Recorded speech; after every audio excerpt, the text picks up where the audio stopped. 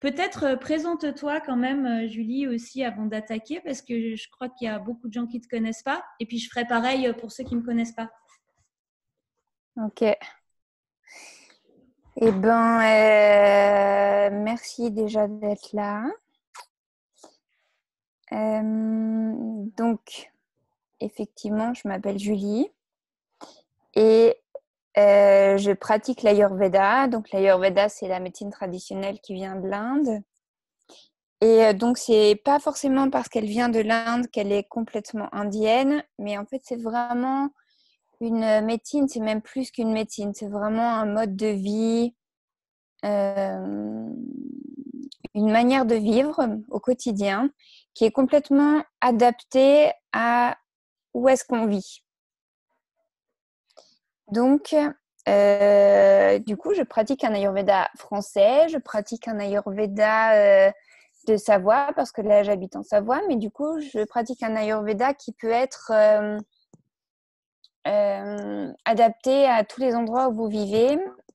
Et donc, c'est vraiment en fait une lecture de tout ce qui nous entoure, donc une lecture globale de notre corps, de notre psychisme et de l'environnement.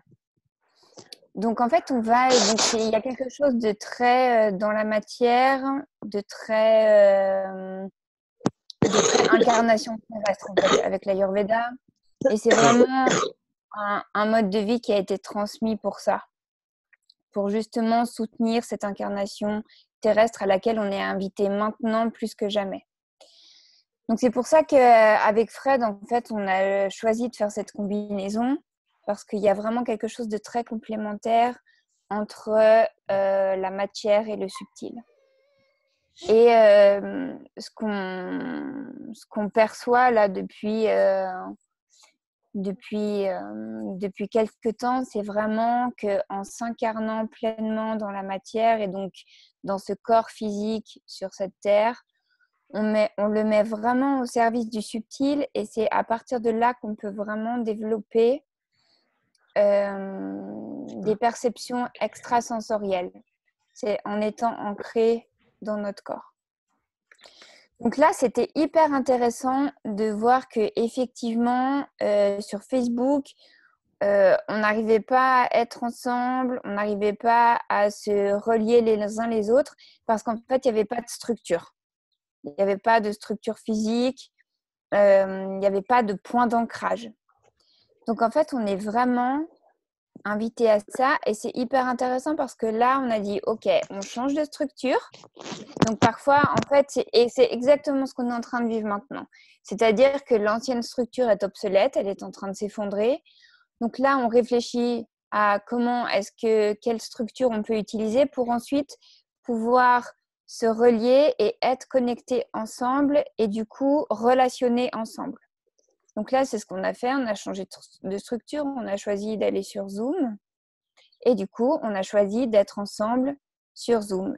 Et une fois qu'on avait choisi ça, qu'on a lancé la structure, qu'on l'a déposée, qu'on vous a lancé le lien, que vous avez téléchargé et qu'on est maintenant ensemble dans cette réunion, on peut rentrer en relation les uns avec les autres à partir de cette structure qui nous structure nous-mêmes.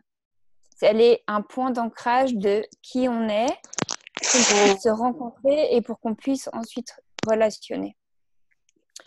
Donc ça, c'est vraiment, je pense, la transmission du jour parce que ça va vraiment être la base sur laquelle on va pouvoir se rencontrer tous les jours et sur laquelle on va pouvoir relationner de cœur à cœur et du coup dans des cœurs ouverts qui nous permettent d'être authentiques. Et ces cœurs-là peuvent être rayonnants et stables que dans la structure. Je vais vous demander de couper les audios à tout le monde en fait. Mettez-vous en muet, Virginie. Donc c'est vraiment ce que tu as dit là, Julie. J'ai pas entendu le début de ce que tu as dit, Julie. Mais j'ai présenté je suis sûre l'Ayurveda. Que c'était super intéressant.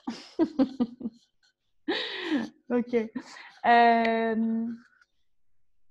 Donc, en fait, on s'est associé avec Julie parce que on a un travail vraiment extrêmement complémentaire. Moi, je vais travailler beaucoup plus sur l'aspect holistique, spirituel. Dans mon travail, j'accompagne les personnes à développer et à incarner en fait leur pouvoir magique. J'aime bien parler de pouvoir magique parce qu'on a tous vraiment des potentiels particuliers. Et donc sur l'aspect très spirituel et holistique, où je travaille avec toutes les dimensions, enfin toutes celles auxquelles j'ai accès, et toutes les dimensions et les différentes temporalités. Donc on travaille vraiment comme ça en fait avec Julie, entre le yin et le yang, entre la structure et l'esprit, et ça tourne en fait. Le yin et le yang, en fait, c'est un symbole qui n'est pas statique. Faut vraiment l'imaginer en mouvement. C'est-à-dire que quand on est plein de ce yin, ça demande à passer dans le yang, en fait, pour être structuré, pour explorer ce yang qui nous ramène à notre yin. En fait, ça fait vraiment sans arrêt des mouvements comme ça. OK ? Ce qui me vient fort, là, quand je t'écoutais, Julie, c'est que Zoom, ce qui est génial, c'est que vous allez pouvoir poser des questions. Donc là, aujourd'hui, encore une fois, c'est particulier, comme ce n'était pas prévu qu'on soit nombreux. Je n'ai pas, en fait, l'abonnement qui permet d'être nombreux, mais on va le prendre pour les prochains jours. Donc ça, ce n'est pas un problème. Et du coup, vous allez vraiment pouvoir nous poser les questions qui vous taraudent et puis ce qui se passe dans vos vies. On a créé ce programme. J'ai vraiment été invitée à créer ce programme parce que c'est pas rien ce qu'on est en train de vivre. On est en plein effondrement. On n'est qu'au début. Et ça demande un accompagnement important parce que si vous êtes là, c'est que vous avez la capacité à soutenir en fait l'énergie de ce changement. Quand je dis ça, c'est intégrer que tout ce qui se passe à l'intérieur de vous a une vibration et part dans le collectif. Et si vous êtes vraiment aligné en paix, si vous arrivez à être sur cette dimension du cœur, il va y avoir aussi cet impact sur le collectif pour qu'on arrive en fait à des mouvements qui soient amoindris et un changement qui soit rapide et qui se passe en paix. Parce que là, ça fait 2 jours, mais d'ici 5-6 jours, les gens vont vraiment commencer à être dans une énorme agitation et ça commence déjà. Hein. Là, les énergies depuis hier, on a senti quand même que c'était beaucoup d'agitation mentale, de questionnement sur le futur, de questionnement en lien avec le financier, avec ces choses-là. Et on est invité à ne pas se poser des questions sur ce sujet-là aujourd'hui parce que tout va changer et que c'est de l'énergie dépensée que de vous torturer l'esprit, en tous les cas, aujourd'hui le 19, avec ça. Et c'est revenir à la structure. En fait, ce qu'on a pu voir ce matin avec Julie, donc on prépare un petit peu nos interventions en amont, c'est que on va être invité à avoir des mouvements inverses du grand nombre, j'ai envie de dire. Donc là, aujourd'hui, depuis hier, tout le monde s'agite. Aujourd'hui, ça va continuer. 11h44, décidément, ça fait que j'ai que des heures doubles depuis tout à l'heure. Tout le monde va s'agiter. Nous, on est invités à revenir à soi, à revenir dans le silence, à se retrouver, à être dans l'instant présent et à écouter ses besoins. Quand je dis écouter ses besoins, c'est si vous avez besoin d'un temps seul et que vous êtes entouré avec votre famille, du monde, verbalisez ça. Si vous avez besoin de créer. Enfin, c'est vraiment revenir à ce ralenti qui va vous permettre de vous entraîner en fait à être dans cette paix. Parce que quand ça va monter crescendo, vous allez être dans cette stabilité, vous allez pouvoir rayonner. Et ensuite, on sera invité très certainement à l'action, mais je vois des actions dans 5-6 jours. Enfin, c'est ce qu'on me donne au moment. OK. Si. Ce qui est important de comprendre aussi, c'est qu'en fait, on est tous responsables de cette situation. Ça, c'est vraiment très important de le comprendre parce qu'on a tous des mouvements de pensée qui ont participé à la création du déséquilibre qui s'est accumulé jusque là où c'est saturation et tout s'effondre.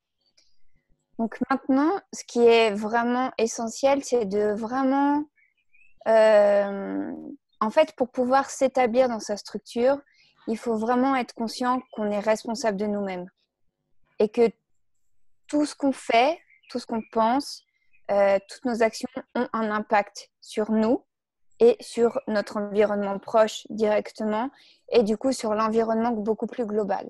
Ouais, sur la Donc matière. là, exactement, sur la matière. Donc c'est vraiment tout ce qu'on perçoit par nos sens, la matière. Et donc là, aujourd'hui, c'est comme si donc, autour de la Terre, il y a un gros nuage noir qui est en fait composé de tous ces mouvements d'agitation, de peur, d'anxiété, d'angoisse qui sont en train de ressortir. Et en fait, comme on est arrivé à saturation, là, on est justement invité à libérer tout ça pour pouvoir justement changer de structure. Et donc... Attends, je sens qu'il y en a qui se posent des questions sur qu'est-ce que c'est vraiment la matière. Ouais. Juste faire une petite parenthèse. Allez, bien sûr. Quand on dit que notre état intérieur a un impact sur la matière, c'est-à-dire que vous créez votre réalité. Je sais que pour certains, c'est OK ça. Et puis pour d'autres, c'est peut-être un peu plus flou. Donc, c'est la moindre de vos pensées influence en fait ce qui va venir à vous d'un point de vue extrêmement concret. C'est toujours cette idée de je me lève du pied gauche, et ben j'ai une journée où j'enchaîne en fait la négativité, je me lève du pied droit, alors pied gauche, pied droit, hein, je me lève de bonne humeur avec un soleil dans le cœur, et bien là, en fait, j'ai un vrai impact et je vais avoir une super journée, recevoir des bonnes nouvelles, même par la poste ou par, je sais pas, mon patron, avoir des conversations intéressantes, sentir des bonnes odeurs. Enfin, vous voyez, vraiment quelque chose d'agréable. Et ça, en fait, c'est vraiment la preuve que on est tous, en fait, créateurs de notre réalité. Et c'est dans ce sens-là où Julie parlait de sa responsabilité. Et en plus de notre responsabilité individuelle par rapport à notre monde, notre petit monde matériel, il y a aussi chacun qui émet en fait cette énergie dans l'inconscient collectif, qui a un impact en fait sur le global. Voilà. Oui.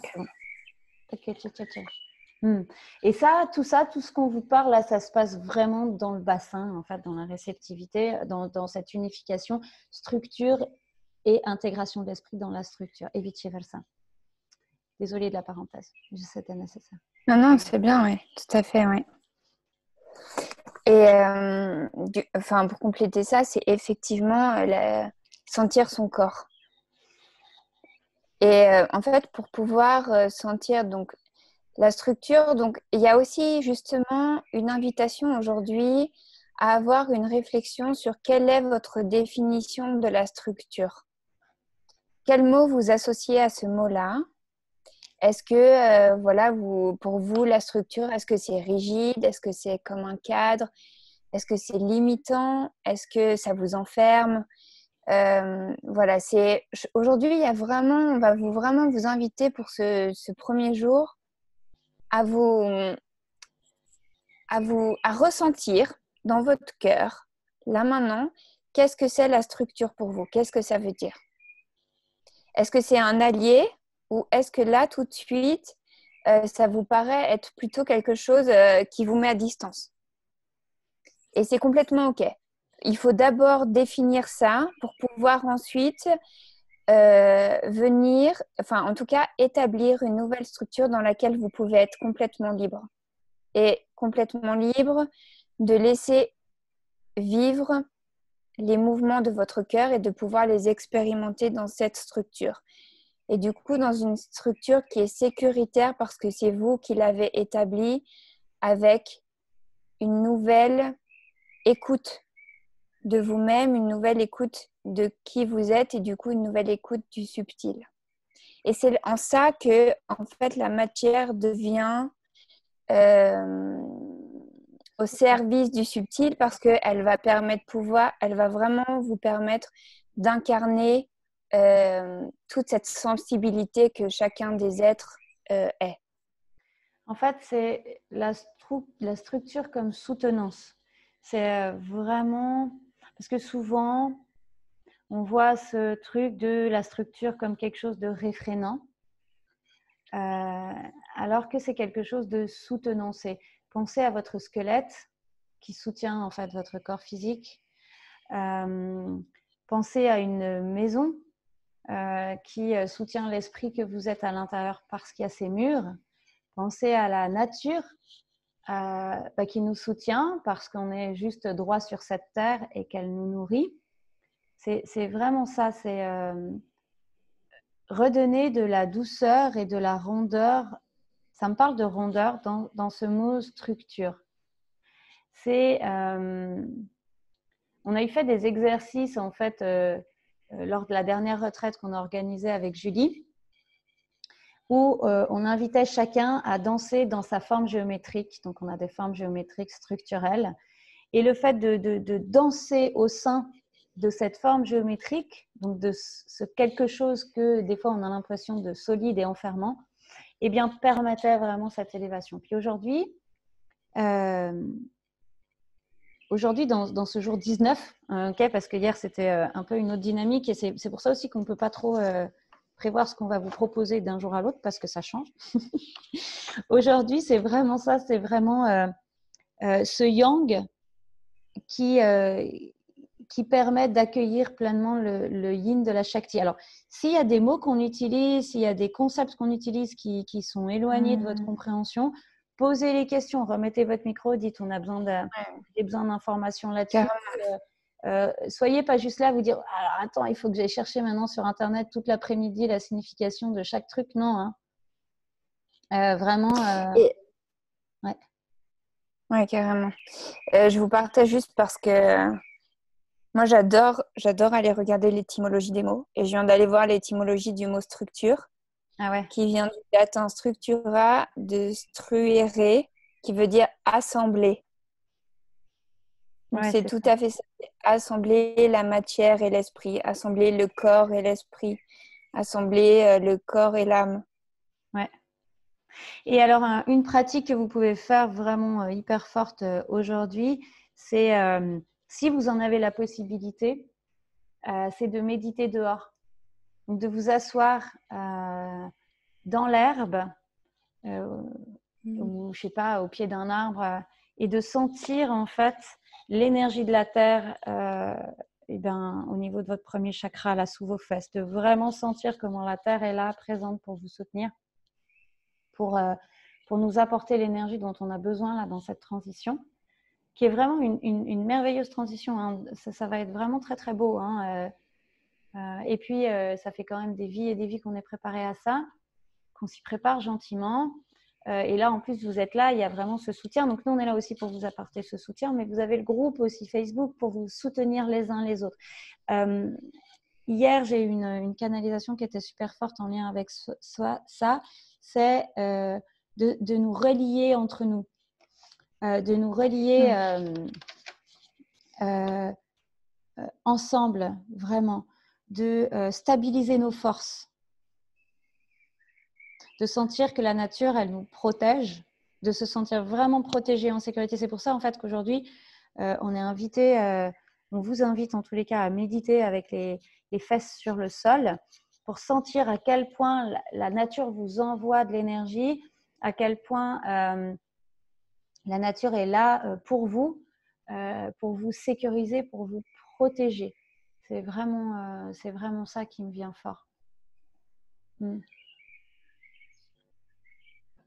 Ouais. Et ce qui est là, quand vous allez faire cette méditation sur la terre, pour compléter, sentez la densité de la terre. Sentez vraiment la densité de la terre qui est sous vos fesses, en fait. Comment toute cette terre-là qui est agglomérée entre le centre de la terre et là où vous êtes assis, sentez vraiment cette densité.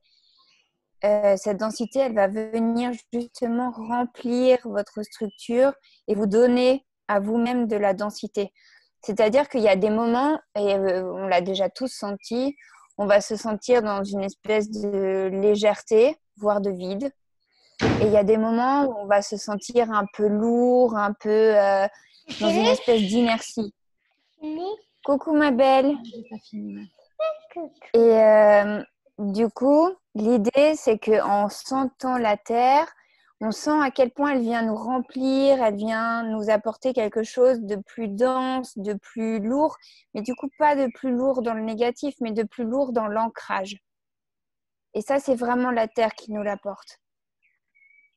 Donc, c'est vraiment une intention complémentaire que vous pouvez poser. Et c'est même quelque chose, ça peut même être ce qu'on a en yoga, on appelle ça un bhavana. Un bhavana, c'est un point de concentration, un point de visualisation lors d'une pratique de yoga avec des postures, lors d'une méditation, qu'elle soit active ou assise. Donc, je choisis de mettre mon bhavana, mon point de concentration sur je me connecte à la terre, je me relie à elle, je sens comment elle me soutient et je sens sa densité et comment sa densité rentre en résonance avec la mienne et me densifie. Et du coup, m'apporte quelque chose qui me remplit et qui fait que je me sens pleine, vraiment. Je me sens pleine de cette nature parce que je suis complètement reliée à elle. Et il n'y a pas de séparation entre elle et moi.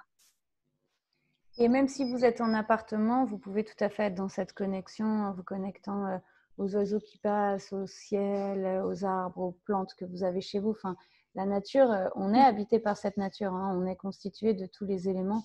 Donc, c'est possible aussi pour ça. Ce qui me vient fort, là, Julie, c'est que on va vous faire des méditations guidées qu'on postera pour vous accompagner en fait dans ce process, si vous en avez besoin. Ouais, on va faire ça tout à l'heure, là, comme ça, on va vous poster ça. Est-ce que vous avez des questions là? Il nous reste 7 minutes de timing. Pour moi, la structure, ça correspond à un filet. Ce filet est fait de plein de fils qui se croisent et chaque croisement est une personne ou quelque chose. Trop mimi cette petite bouille. Ah. Ok. Alors, le filet de protection, ça me dit oui. En revanche, là, on est invité à s'appuyer sur nos propres structures et pas sur les structures extérieures. Pourquoi? Parce que énormément de gens sont en agitation et ça va aller crescendo. Les gens vont se poser des milliards de questions, vont avoir des peurs. Et en fait, quand on est sensible, quand on est vraiment dans ce travail d'élévation, on capte en fait ça d'eux et on le prend pour nous. Donc, en fait, ça vous met vous-même dans cette agitation alors que ça ne vous appartient pas. Et donc, on est interconnectés. Et oui, il y a...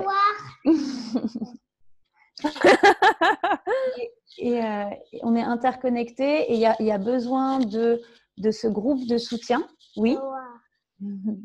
Au revoir, au revoir, merci. En étant pleinement dans sa force personnelle et dans l'assise de notre structure individuelle. C'est super important. Dans le bouddhisme, en fait, on parle